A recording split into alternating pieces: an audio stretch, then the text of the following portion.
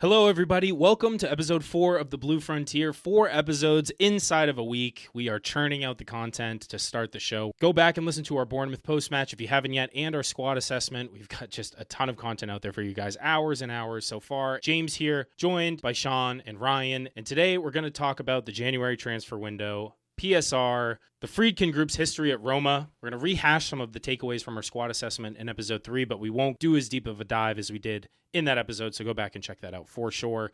And then discuss some of the initial rumors that have come out. I think first and foremost, I wanted to give a plug on behalf of the North American Toffee Supporter Group Network. They are planning a trip to Goodison Park for the Manchester United game the weekend, February 21st to the 24th. Coming right up, they do have a few slots open. If you didn't know, it is the last season at Goodison Park, and if you have not made the trip to Goodison, I cannot emphasize enough how important it is. I think you should go. It is a once-in-a-lifetime experience, absolutely incredible, and the North American Toffees, that group does an amazing job planning a full event. You'll, of course, get a match day ticket to Everton versus Manchester United. They have some events over the course of the weekend, Q&A with former players. They'll have a special guest there. You'll do the Goodison Tour, which in itself is an incredible experience, even if you don't get to go to a match, which you, of course, will. And there's going to be some more info coming out, but I just want to give a plug because they do have just a few slots still open.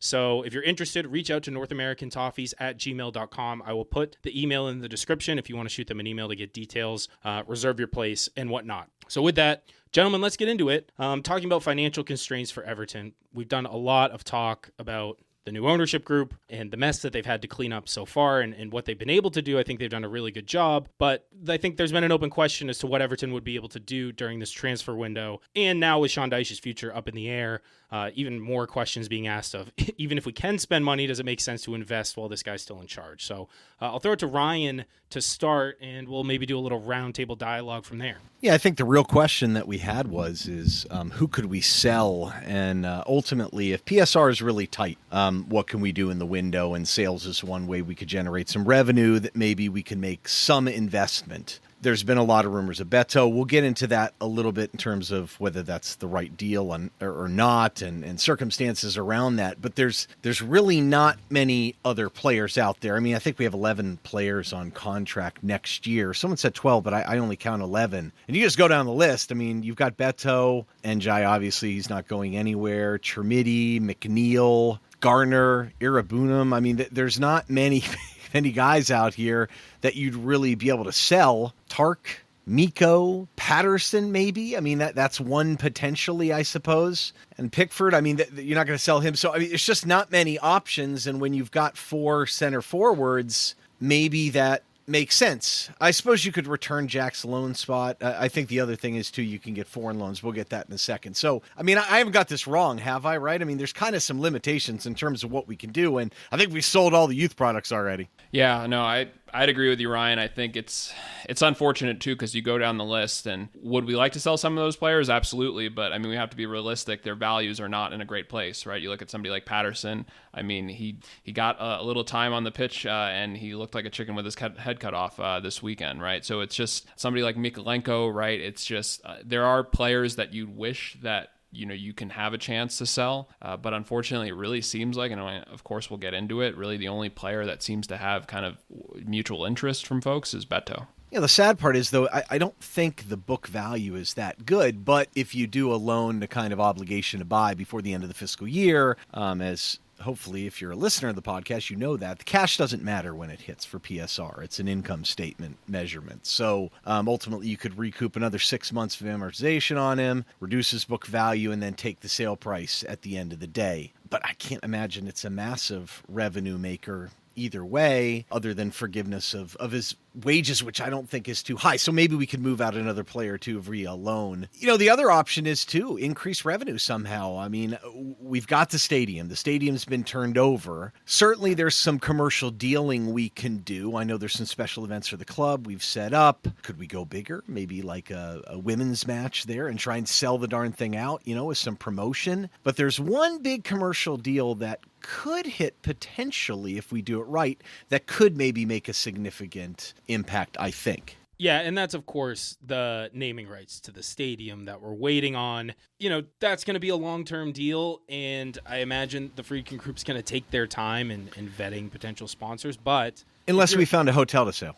Yes, right. Unless we found a hotel. I just think if you're taking a long form view, you're not going to try to rush a stadium deal to get money to spend in January. That seems a bit short-sighted. So imagine, ownership's going to take their time, be diligent, and get us the most money possible over the long term. But I mean, I wouldn't say no to a Pop-Tarts deal that gets us a couple a new winger and a new left back. Well, look, I think so. Likely what will happen here is, now one thing to remember, a buy, we said it before, it's a half-year convention or a half-year calculation for amortization. So I said this on the Discord, and of course I'm sure someone misinterpreted, but the point that is worth noting is if you did want to buy someone in January, say you spent $50 million on someone on a 5-year deal. The truth of the matter is that normally it'd be 50 divided by 5, it'd be $10 million a year in amortization expense that's your hit in PSR. Well, it's only half of that because you're buying in January and you're only got 6 months. So that is something to consider. I would think you're going to see foreign loans,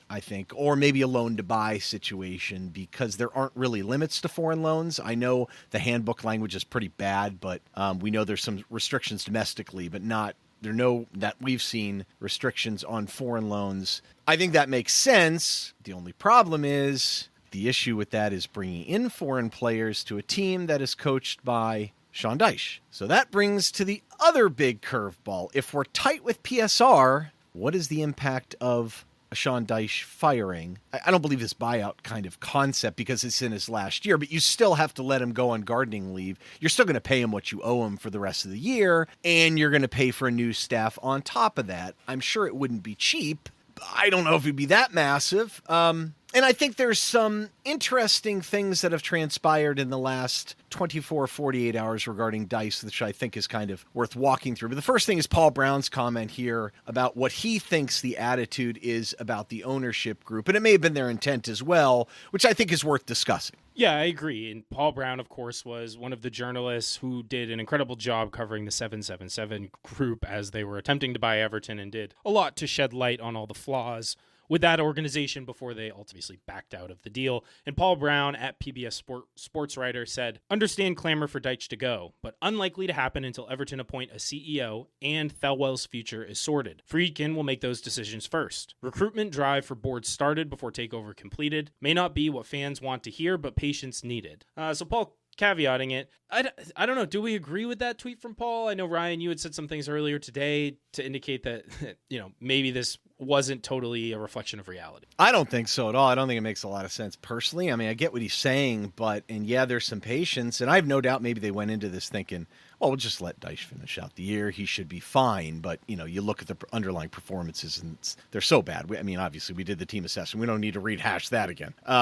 But to me, you've got the president of the entire group as your executive chairman. Colin's here too. I don't know why you would need a new CEO in place to make this sort of decision. To me, you've got a full board. You have plenty of coverage here. It doesn't make sense to me. Yeah, to me, I would agree with you, Ryan. The timing of this makes zero sense to me because if they wanted to get a new manager, why would you just hire a CEO to essentially just make that as their decision as soon as they come on board? Because if they're really looking at the grand scheme of things, right, of course, relegation would be absolutely detrimental to the club. And so from a business side of things, to make this decision to almost make it to where the CEO that might not have any kind of inkling of what the club is about, understanding Thelwell, right? It's just like and then also too, wouldn't the Friedkin group be making this decision and telling the CEO what to do? Like, I don't think the CEO would just be coming in and just saying, I don't want Sean Dyche. Like, he might say that, but I don't think he'd have the empower before going to the Friedkin group powers that be. So it doesn't make sense at all to me. I wouldn't. If you're making me CEO tomorrow, I'm like, whoa, you're not asking me to make that decision. And to be perfectly honest, the way this normally works in other modern clubs, the way it works in Roma as well, the director of football or the sporting director is the one that makes this decision fundamentally. Now, they can choose to not back him or make a decision and get rid of the sporting director in theory. But that's how it worked, and it's how it worked in Roma. We could talk about that a little bit later. So to me, you could argue, well, then you really shouldn't put this on Kevin Thelwell if you don't know what his future is, but he's your expert anyway. And so, and frankly, if Colin Chong is the interim CEO, he's going to have a better feel of the Everton fan base, the implication on it, as anyone. So, yeah, I don't think this holds. I love Paul. He did a great job. I respect his opinion, but I don't think it holds up. I mean, I guess to the extent that they want to go order of operations downward through the organization, appoint the CEO, then Kevin Thelwell, and then decide on the manager, to me is a logical approach. Yeah,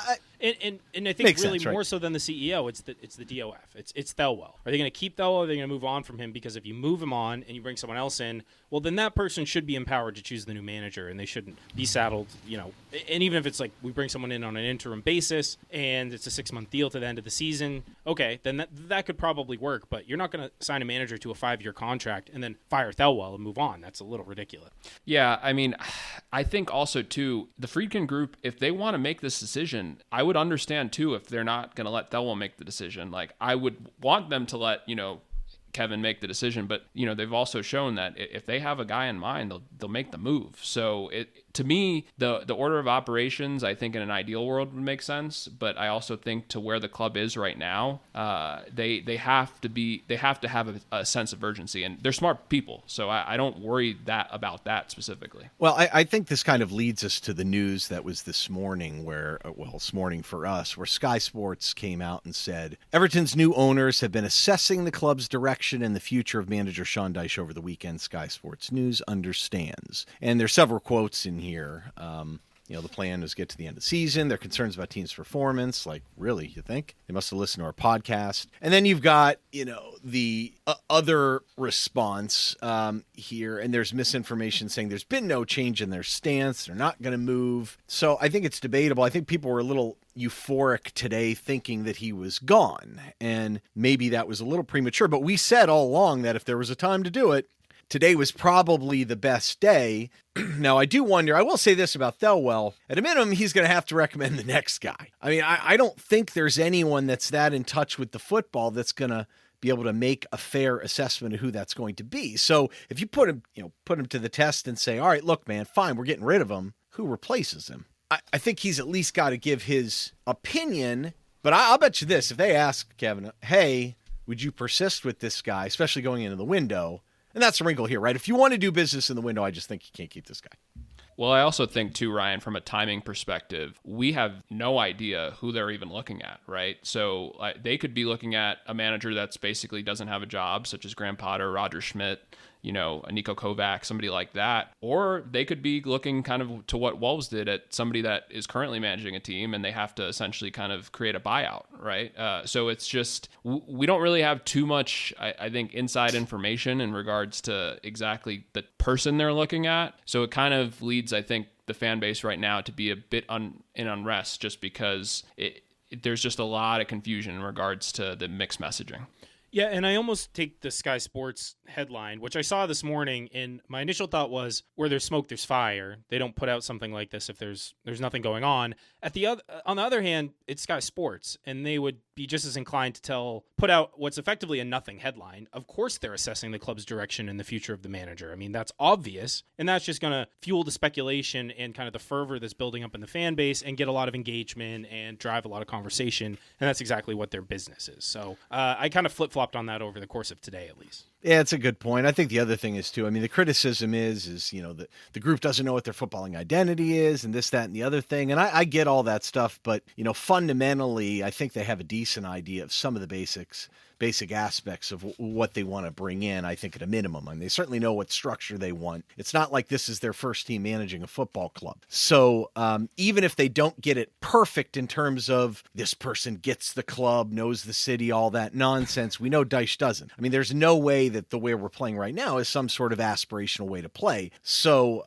even then, I think you're hamstrung either way if you want to replace this guy. I don't think you can jump to someone like Roger Schmidt was a guy we brought up. I don't think you can just suddenly be playing his positional play system. I don't know if he's ever really taken over except for maybe at the end of a year when there was nothing on the line. He's not the type of guy I think you can just roll in there. There are some other names. We can get to those at some point. Probably not right for this episode, but when he's gone, we'll do a full analysis, of course. The other wrinkle I'll say about this, since this is all kind of done under the context of what can we spend, is I know you don't want to show that you blatantly disregarded financial fair play and violated PSR intentionally, which of course you would never admit, much like the Tim Irabunum transfer was not a PSR move. Of course not. No, we just really liked them and they really liked our guy. Sure, right.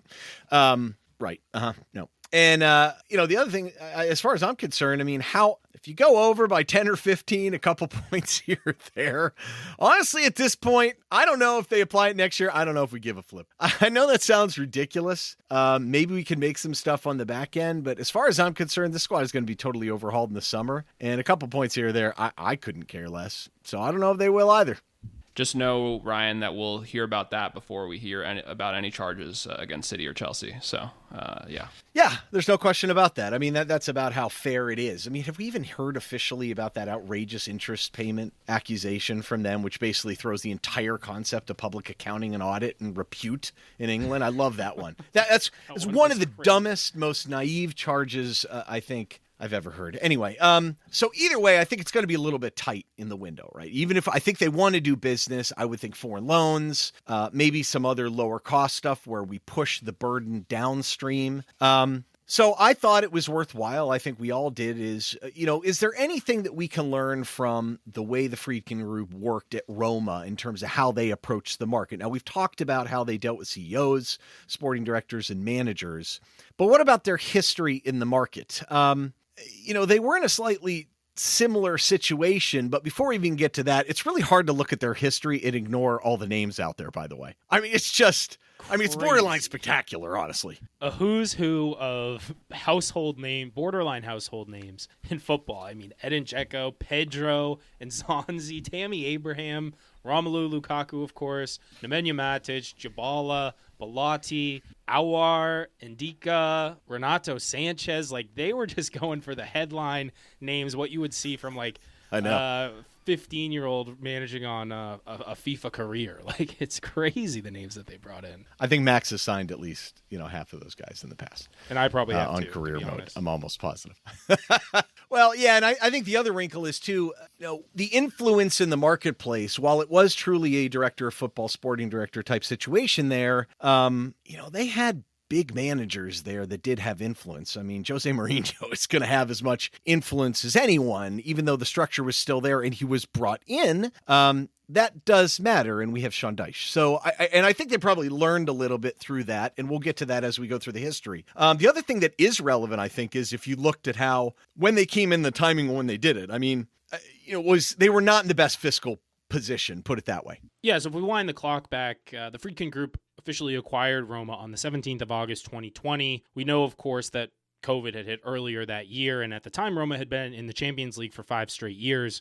This was the year that they lost it and kind of basically crippled the club financially, really heavily relied on that revenue. And the previous owner just couldn't afford it anymore. There were some issues with deferred wages, and Serie A as a whole and a lot of other leagues across Europe were in really dire straits financially. So this is the context in which the Friedkin Group comes in. And of course, Jose Mourinho, he's not a manager who's going to come in without some promises being made about the types of players that he's going to be allowed to bring in and the types of money that's going to be spent. And they backed him when he first came in, to some extent, as much as I hate that phrase. They had a relatively big window. It's not the best window, though. When you go back and look at it, man, they did some bad business, in my opinion. And then you had some lower subsequent years without a lot of big fees, and then you had a bigger spend eventually when De Rossi came in and kind of backed him as well, and I think you see a pattern there a little bit when we're devoid of Jose's influence that I think is a good indication of how we would probably anticipate Everton is going to kind of operate. But either way, I've gone through the details here. You guys have seen it a bit too. I've gone through it in probably more detail than anyone really should, but that's, I guess, just me again, being me. But I have tried to pick out a couple themes that I think may or may not be relevant for Everton in terms of our approach, both in the winter and the summer. So I figured I'd run those things down, and you guys can kind of give me the yay or nay, whether, this is relevant, or I don't care, or I do care. And that first theme is, we've kind of already said it, they've been careful about spending money because of the fiscal constraints, but, knowing that they have backed the managers, I think is interesting. So like Jose in the first year, the net spend was negative 135 million euros. I mean, that's a pretty big outlay. They did spin off some wages, and they were constantly trying to do that. I mean, Monchi left them with a bit of a mess that we mentioned on the last pod.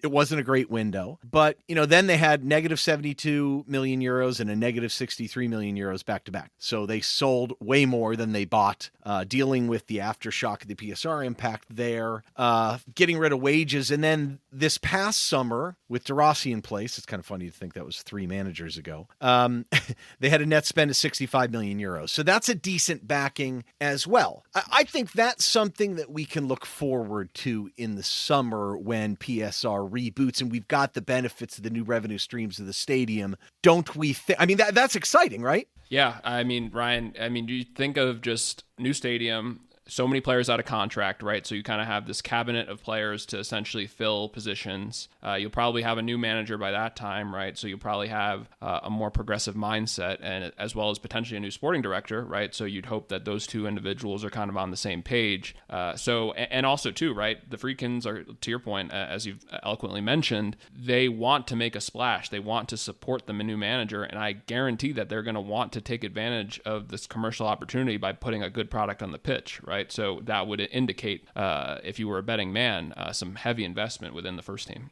You know, one thing I just realized too, just now, and it's totally screwing up the order, all this, but I thought if they do still want to make an investment now, because look, why not? I mean, if you can get, normally January is not the best place to buy, but if you can get the right player that you want, you know, the other thing I thought about is extending a couple of these guys contract-wise to spread out the amortization expense the rest of the year. It's a thought. I mean, that's why I think people are talking about a Mikalenko extension, which I don't necessarily agree with, but it's something you could do in essence very quickly after the fact if you needed to. Just a thought, just throwing it out there. But yeah, I think it's exciting. And I think if you think about the behavior, the one thing you don't want to do is what Everton did in the past when we had our big spend and we weren't really approaching it from a return on investment standpoint. And that's why I think kind of in January 2023, they made kind of one semi-purchase. They went with a younger player and then did a loan and tried to get someone else locked in. Howson, actually, yes. Remember that guy on Bournemouth who just kicked our butt last match? Yes. Yep, that was him.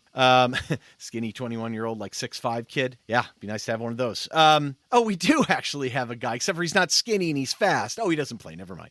I think that behavior recently under De Rossi, I think is probably a little better indication of what we would expect at Everton. So you've seen a lot of loans out for the youth players. We don't have as many. They had a ton. I mean, they've really brought a lot of players through the academy. They were not afraid to sell young players. We've kind of already done that. But they were willing to pay some fees for younger talent. And you saw like loan to buys, things like that with Manu Kone. They're going to have to pay for him this upcoming summer.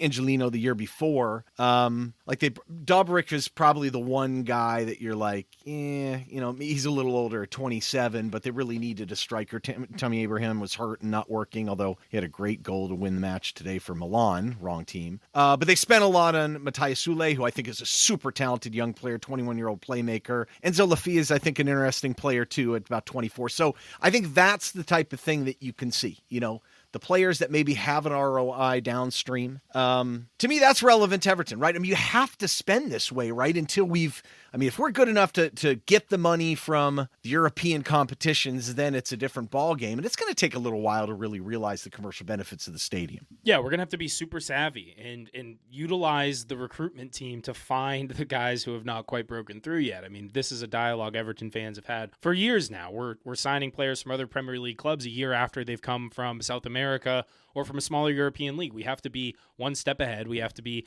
and again, we've talked about it on the show. The recruitment team knows these guys. They know who these players are. It's just a question of having the buy-in from further up the ladder to actually go and have the confidence in the scouting ID and talent ID to make that decision and go all in. But you need to see options like, I think there was a bit of a fight because Jose really wanted to bring in Bonucci, which of course, instead, Thiago Pinto went with, like I said, Howson. So, I mean, that's the type of thing you can expect. Okay, now, moving on, let's get to the fun stuff. So, one thing that they did very consistently throughout was they brought in some big names, some big-time players on free transfers. And I feel like year over year, the amount of players that wait on the Bossman rule to go out and test the market, we would call them free agents here in America, is bigger and bigger and becomes more and more important. And you look at some of these names, guys. I mean, there's some serious names on here. I mean, some of this type of behavior would be pretty exciting. Yeah, I mean, if we can get somebody like Paulo Dybala on a free, or to your point, Awar and Dyche, I mean, guys, even Mats Hummels at his age is It's just he guys was a that fireball in the Derby, by the way. Yeah. This yeah. past weekend. Yeah. So it's just like, I think to your point, Ryan, like it would be nice to evolve from, don't get me wrong, Tarkowski was a solid free signing for this club, but to, on the world stage, to look at some of these players and especially from Everton's point of view going forward, right? I think we'll have a lot more to attract a player of this caliber to be a free. And also, too, I think just between the opportunities, the manager, the stadium, it feels like, and then the Friedkin group, however they're convincing, whether it be the sporting director or just the ownership group, being able to kind of sell them, they've done a good job. Yeah, and as much as I think we all want to see Everton trying to go for the less well-known players across the common fan, the big-name signings are what makes people really excited, I think. So, and you can get sometimes good value, and if you're willing to spend, immediate quality upgrades, and I think that's a positive. Just got to be smart about it. I mean, fundamentally, I have no real problem if, a manager wants to bring in a couple of his guys that are really strong, that are good leaders, that are going to help kind of create a good atmosphere at the club, but they got to be good. That's my only problem. Like, don't bring in someone at $100K a week that isn't going to be a solid contributor out there. That's not, you don't need to pay that much for experience, because for every player like that, you could be getting the same type of player on half the wages for, that has a stronger ROI.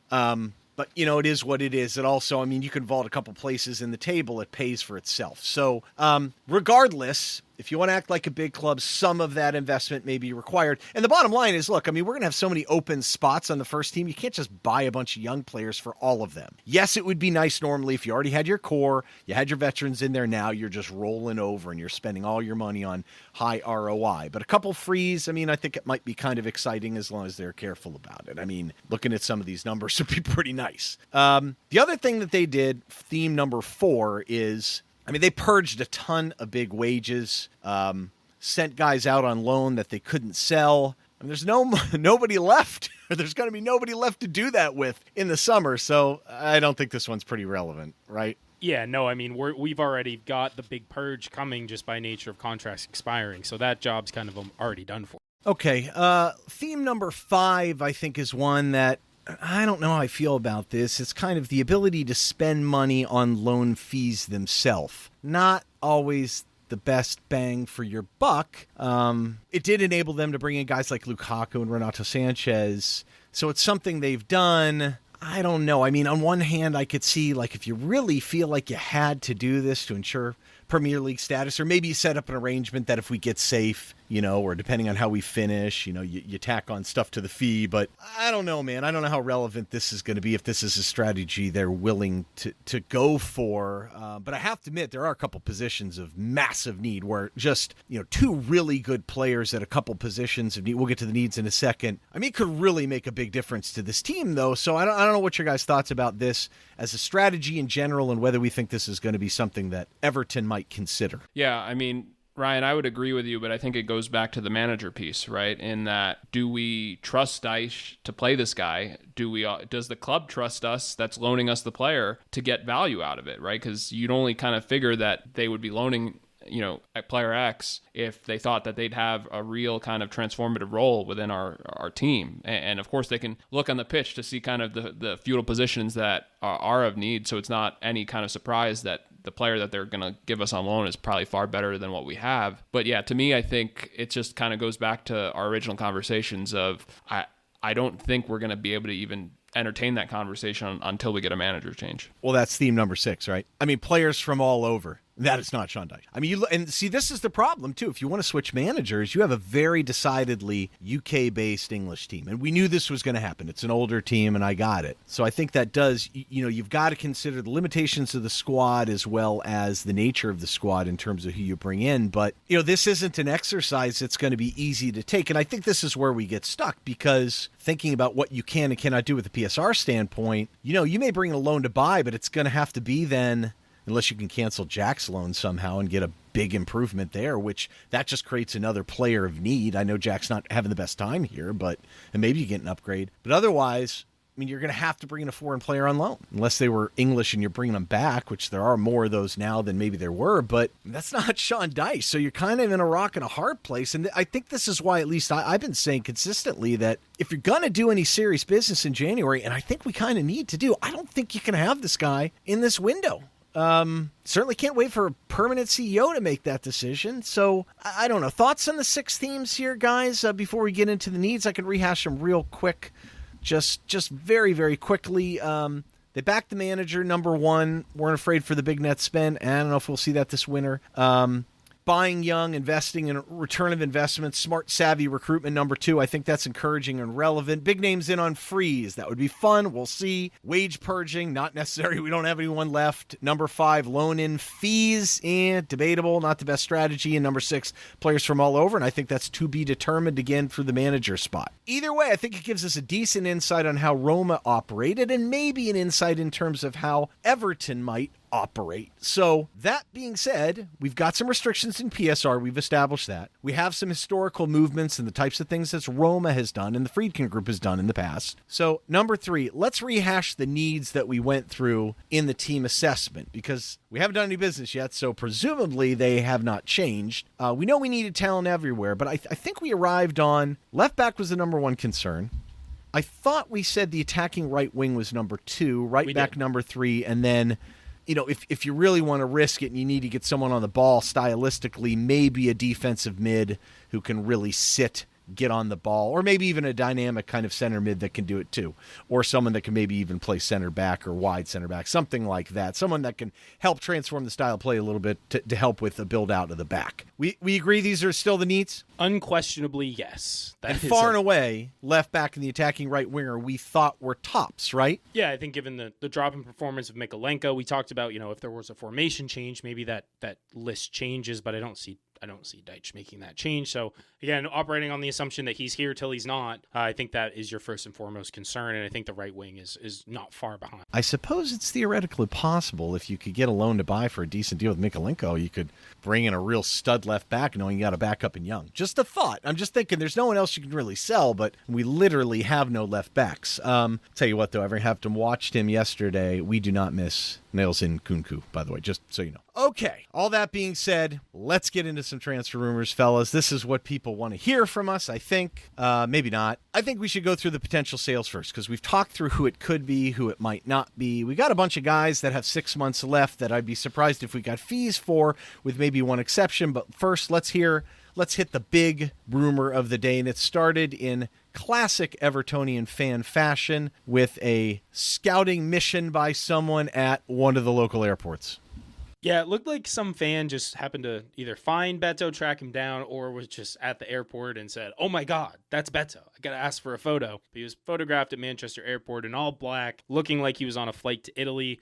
Rudy Galletti reported that Torino are negotiating a loan with an option to buy. Of course, I think Beto would have probably multiple suitors in just Italy, but probably in multiple countries in Europe. And so that sparked a fierce debate, or I think a lot of speculation as to the fact that he was probably gone. I think those rumors have been kind of building for a while. Alan Myers at Alan Myers Media came out today and said Everton have not agreed to any deal for Beto to leave on loan or permanently with any club, contrary to reports. So question marks there. EFC Daily today, allegedly from DiMarzio, we weren't able to find anywhere that they actually said this, but Beto has given his approval to Torino, with contracts being made by Torino's sporting director to Beto's agent. The striker's currently waiting for a response from Everton. So that kind of sets the stage. Again, I guess we operate on the assumption that Beto wants out, that he has perhaps agreed to terms with an Italian club. Seems like Torino is the name that's being floated out there, and I think that probably makes sense. Do we think there's any merit to this? And secondly, do we think that Everton would let him leave? Yeah, I mean, James, it's a tough one because I do think there's merit in regards to the interest, right? There's no question. I mean, he's played in Italy, he's performed in Italy. So to your point, there's no shortage of suitors that would want Beto. I think the question for me is we look at the contracts as we've talked about. He's one of 2 permanent strikers that, we have basically going into next season. He really has never been given a fair shake, but we can go on a soliloquy about that. I won't. But I think for me, the frustrating part is we're between a rock and a hard place, because if we want to really do any kind of major business in January, he's kind of the key to that castle, given the PSR limitations. But at the same time, he's probably a first-team player that can help us at the moment on the pitch. So it's just, I think to me, I would really, if you had to ask me, gun to the head, I would want him to stay because I do think there's the chapter for him here is still to be continued, but it is kind of unfortunate because it just feels like timing is just not on his side here. If you brought in a different manager that wouldn't be so reliant in such a difficult job as your center forward, I mean, it's not like we don't have numbers. But I just think that this guy, especially, Dom's not quite the battler that maybe he was before, but I think this guy gives us something, but Dyche isn't going to play him anyway. It just would be a shame that if he would leave because of Sean Dyche, and then Sean Dyche would leave. That being said, look, it's not the worst thing in the world if this guy leaves, as much as we may like him and appreciate his effort. I think if you do the math a little bit right, I think by the end of the year, his book value would probably be around 11 million if you assume that he was bought for 25 million pounds. I know that number for sure is the right one, and that was on the table for them for a long time, but again, the money was deferred, obviously. We didn't have to pay the cash up front. We were cash strapped at the time. So in theory, say you got a deal done for about anywhere between 15, 20 million pounds off a book value of 11. I mean, that may give you a little bit of wiggle room in terms of, a gain, and you could maybe apply that elsewhere. I don't know. I still, just something doesn't sit right with me about it, but I guess we're in the situation we're in, right? We are indeed in the situation we're in. And for me, same thing. I'd be sad to see him go. Part of me thinks if you're going to keep Dyche, kind of keep Beto just in case something happens to Calvert-Lewin. And we, of course, have the option to buy Broja in the summer, but we know Dyche isn't going to be here for that, and I don't know what the club's thinking about executing on that option. For me, I'd like to keep him, but if it means that we can sign a left back, even if it were to finance a loan fee for a really good left back for 6 months, like that makes a big difference. So for me, I think it's probably for the right money, the deal comes in, you probably let him go. It'd be a sad day for me personally, given he never got a fair shot, but you got to improve elsewhere, and I think this is the only avenue we have to do it. I wonder if you could do something sneaky like go with a big PSR deal with Roma and then come back on the contingency that you loan back Tommy Abraham next year. I don't know. I mean, I don't love him necessarily, but he's at least a solid center forward. You're right, though. I mean, what do you do in the summer? I mean, you're basically saying, yeah, we're going to buy Broja. I mean, in many ways. I mean, and don't get me wrong. If he's firing, I mean, he is a super talent if he could realize the talent, but he's injury prone and he's not really shown it other than, a couple really strong glimpses in Southampton, and he's no spring chicken anymore. He's not the 21-year-old player anymore. Okay, moving on. The other option potentially that we could recoup a fee about is Dominic Calvert-Lewin. And look, he's got 6 months left. He's made it very obvious he's not going to sign the deal. I know we tried to move him this summer. I think there's some debate whether it was really his doing or not, why the Minta deal fell through. I think he's been thinking he's going to get this massive payday. I don't know if it's true, but there have been so many reports on this. Recent reports said Sevilla and Real Betis. I don't see how that's possible from a money standpoint, but okay. We know, though, in the window right now, there are a couple clubs that, AC Milan, Atalanta are talking about in the summer. West Ham, Newcastle, maybe even Arsenal. I mean, how much would you pay to take this guy on right now? I mean, if you knew you were going to pay him the big wage anyway, you were going to give it to him. There are only a handful of clubs that I think could afford to pay him what I think he wants. I think it's a significant wage. Would they pay $5 million to take him on? I mean, that's a big difference for us, I guess, if it's really that tight from a PSR standpoint. What would you sell him for? I'd personally be shocked if we could get 5 for him for 6 months. He's the most underperforming striker in XG in Europe's top 5 leagues, close to going on 3 years running. Well, if you sell Beto, you can't keep, you got to keep him pretty much, yeah, right? Of course. And if it's one or the other, I'd sell DCL for even 2-3, like if you could get that. And I don't even know if you can get that. I was thinking, my guess was like 1-5, and that might be a little low, but that feels sort of reasonable to me. And I would rather sell Dom and just give Broja and Beto opportunities the rest of the year than to just run out his contract playing him every week when there's no future there. Just doesn't really add up to me. So even if 1.5 doesn't get us anywhere from an incoming talent the other way standpoint, I still think that's a move I would make. Yeah, I think my biggest worry too is it kind of goes back to the summer, Ryan, as we've talked about a few times. It really feels like he wants to kind of dictate his own future, whether that's wise or not, we'll see. But I feel like out of those 3 Premier League clubs that are mentioned, I feel like really the only realistic one would probably be Newcastle. And the only reason I say that is because that's probably where he'd get the most playing time, just given how prone their strikers are to getting injured. Of course, West Ham, full crew's back, right? Antonio obviously is probably out for the year, so maybe that's a decent chance. But also kind of goes back to, is he willing to be a backup? I don't know. I don't know where his head's at genuinely, because some of the decision making just seems to kind of be all over the place. So to James's point, I think if you could get anywhere from 2 to 5 million, you do it, just simply because this is a spot where we have plenty of options, right? And if let's just say that sale gives you the opportunity to get let's just say pay a fee for a loan, right? A higher fee than you normally would for a loan that could be impactful, right? That could make a massive difference. I think it depends on the manager too. So, I mean, Dyche can't not have an outlet, a target type guy. He just can't. And so I don't think Broja's that guy, and he doesn't seem to like Beto. I mean, arguably, you could bring in a more dynamic manager that could play someone like Njai up top. I mean, he's played center forward before, and Broja, and just play him differently. I don't know. I just don't like the idea of taking any more risk at this point. You know, it's difficult. But I mean, the risk is not improving in January too, right? Well, I think there's risk to overcommitting for Sean Dyche, and then you kind of hurt your potential future. And there's risk to obviously letting both of these guys leave. I think we're in a position where you really can't get too. I agree, you really can't get too risky, because things could go sideways. And the goal this season, I think, has been pretty clear. It's to stay up, get to the summer. Standards. We play standards at the 9 the rest of the season, and we're good. Problem solved. No, I think Demands was going to play center forward, I believe. Standards was the right wing. That's right. My mistake. I apologize for that. It's okay. It's fine. Not everyone knows these players. The goal is to get to the summer, and the world's your oyster. It's really that simple. So whatever you do to get to the summer and stay in the league, I think you got to do it. Other options are sales. I mean, I don't think we're going to get much from Michael Keane. So so someone like Nathan Patterson. I brought this up. I mean, there's some rumor that Nathan Patterson would maybe go back to Rangers on a loan if we could find a replacement. I suppose one school of thought is that we bring in a stud right back if the market allows us to, and Young kind of floats over to the left side if need be, or a new manager in theory could play wing backs, and then now Dwight McNeil's an eligible candidate for the left side. Again, we thought the biggest need is left back though, so I don't see how this really works. And if you're going to play wing backs, you kind of have Nathan Patterson there already. That would be interesting. And we'll get down to some of the other transfer rumor ins, why I don't think some of those make sense. But I just think this one's contingent upon other business, and I don't know how it's an easy rumor to bring up,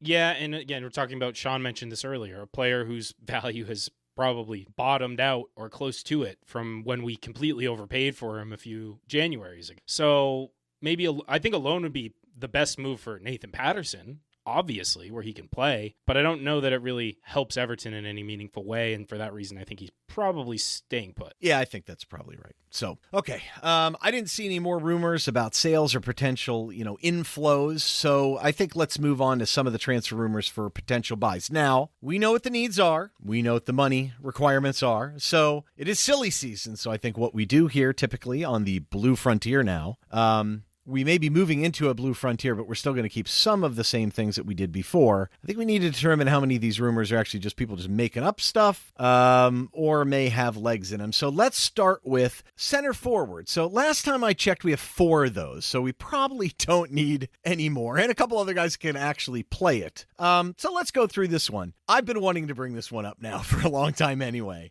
And that is the potential loan in of Evan Ferguson, which has been rumored to Everton several times over the past month. You know what? I'm just going to let you guys dissect that one. Have at it. Man, I don't even know where to start. I feel like we're in the snowy frontier when we talk about Evan Ferguson. It doesn't make any sense at all.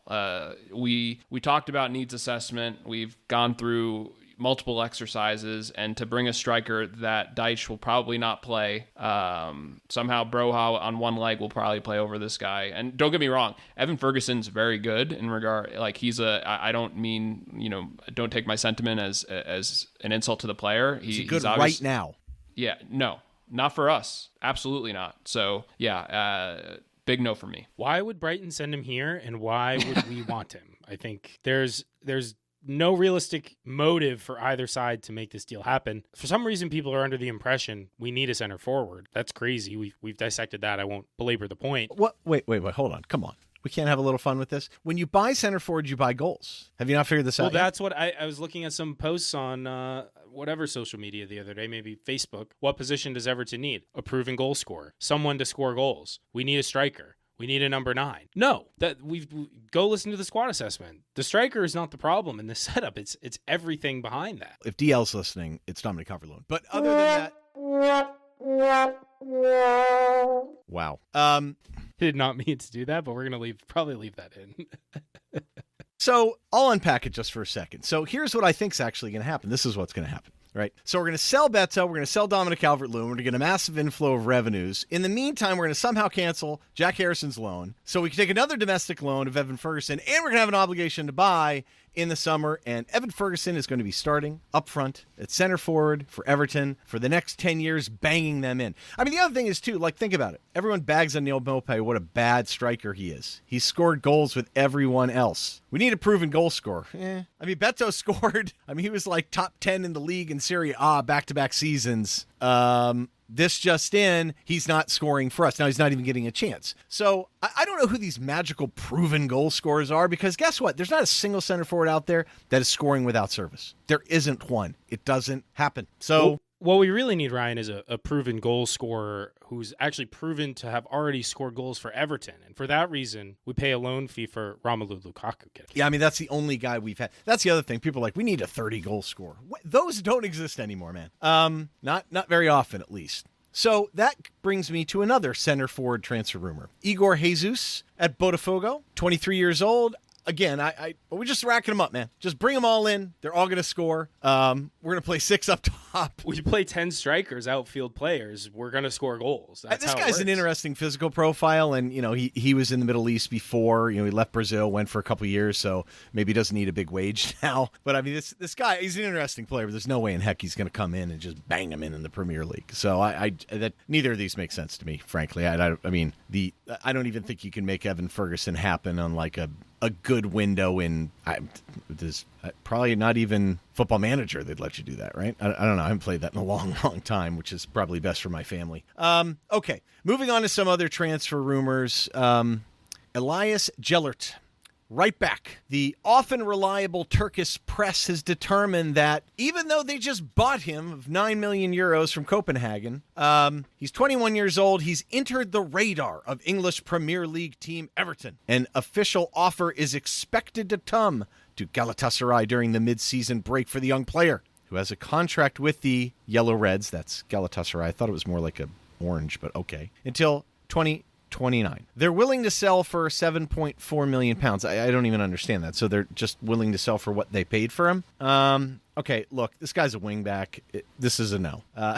He's a slight guy. He's kind of quick, but he's not that quick. He's active. He's combative. Like, no. This is one. I mean, I should just say it's Turkish source, so like no, automatically. We need like a silly season meter for all these rumors, and then Turkish originated rumors are the end of the scale on the silly. We're close to it. I also love that we've started with the 2 positions that we have the most players in. I mean, that's just like, it's just fantastic. How many right backs do we have? 5? 4? Like, does Dixon count? Like, I mean, it's just, it's just, there's, yeah. Well, it's a good thing you say that, Sean, because we've got another one coming here. Yeah. I saw a rumor from Alan Nixon of The Sun and don't care. So Wesley Franca, right back from Brazil, 21 years old at Flamengo.